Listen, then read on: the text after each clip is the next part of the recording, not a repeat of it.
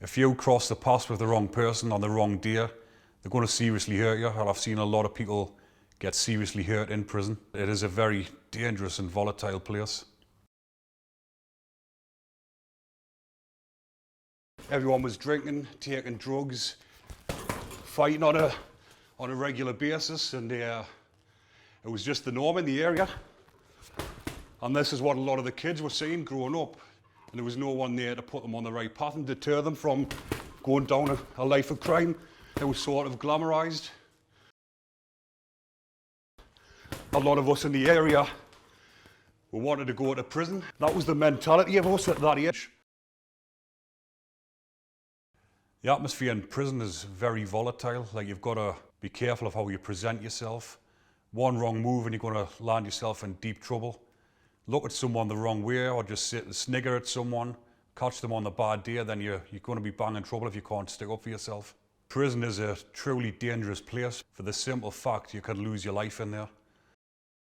The type of people that end up in Franklin are the worst of the worst. You've got serial killers, terrorists, murderers, armed robbers.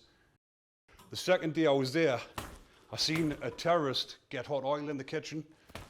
I was in the kitchen because you could cook your own food there. And some lad come in, picked the pan of hot oil up and just tipped it over the terrorist's head.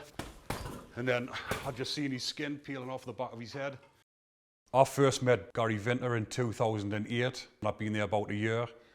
And Gary came onto the same wing as me. I'm quite a big bloke and he's a lot bigger than me. So he's quite intimidating to look at. He started thinking that people had to sort of bow down to him because of the sentence that he was doing. He wanted to feel as if he was in control.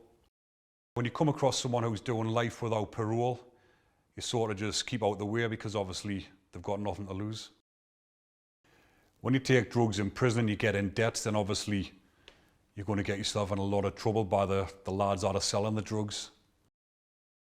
The weapons that people used in prison the main one used to be a toilet brush.